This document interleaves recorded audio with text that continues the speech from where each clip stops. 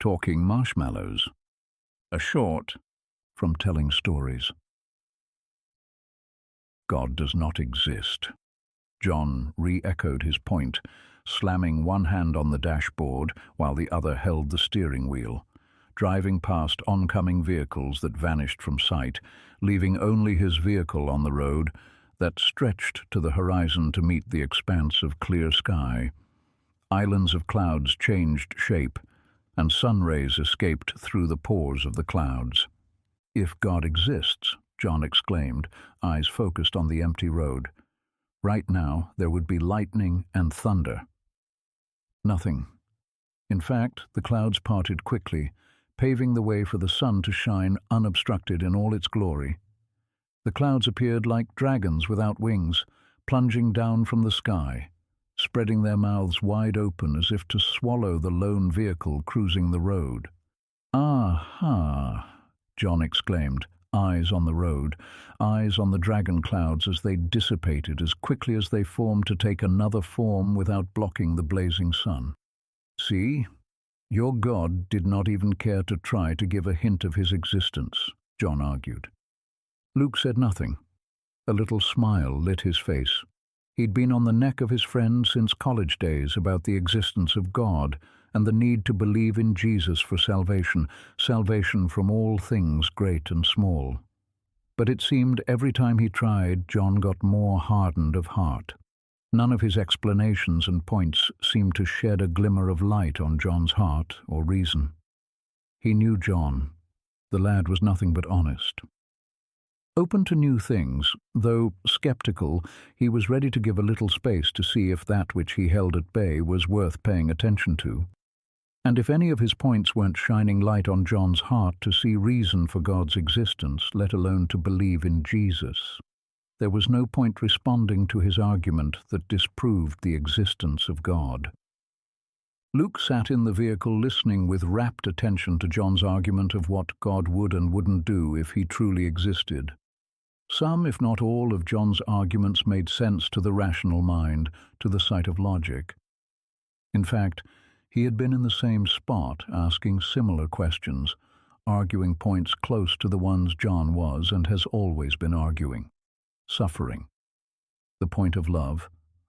Why did one have to go through hardship or suffering just to get what they want, or see appreciation in their dreams or what they cherish? Many more questions like that. Yet somehow, in a way he couldn't tell, he found the light and hoped John would too. John dropped Luke off at his home and then drove home feeling accomplished. He had been making his friend speechless recently, which to some extent made him a bit nervous. Luke always defaulted to silence and speechlessness whenever he had won an argument. That was 98% of the time. But he couldn't feel or sense himself believing or reasoning the existence of God. Back at his home, John crashed on the large couch of his fine apartment. The center table burned a digital fire underneath its surface, mimicking its crackling sound. He opened a bag of marshmallows and began tossing them into his mouth, one after the other. He did want to know if God existed, not because he wanted to believe, but that silent smile on Luke's face.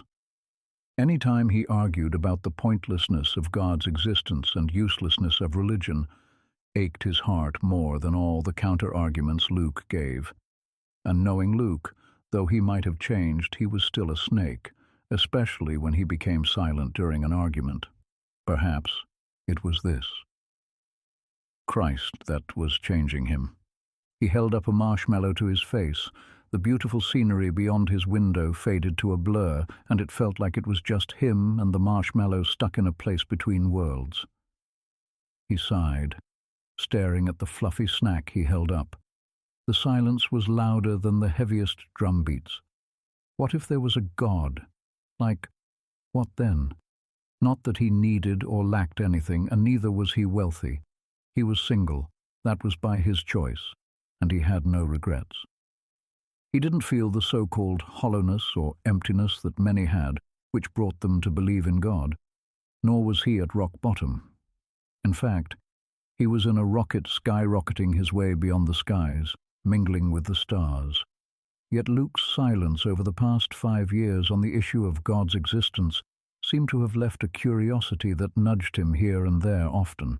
It left aches that screamed for answers so he could be done with this trouble. Even before Luke had found this Jesus, when he suddenly became silent over an issue, he was 98% of the time right. Could he be right in this aspect as well? There was still a 2% chance he was wrong, but still.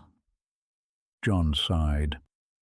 He could feel the marshmallow staring at him, a suspense that felt like it was just him, and the fluffy snack in existence at that moment fell heavy on him. His eyes fixed so intently on it as if he looked away, his precious life would be sifted off. Perhaps, if God existed, he muttered reluctantly, this marshmallow will say something. He gasped one last sigh. "Hello there, son." John sat up straight. No, my mind must be playing tricks. His eyes popped as if to jump out of his head. His heart ran a marathon.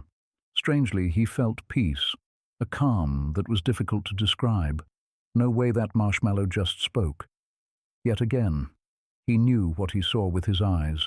2 wide eyes staring at him from the snack in his hands, eyes that knew all about him, past, present, and future, and still didn't condemn or accuse.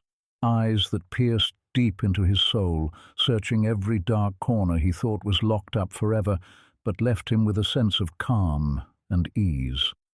A little mouth curved open on the marshmallow and spoke. "But you called," the sweet voice said. John said nothing. He flipped the bag of marshmallows away, dashing out of his apartment screaming.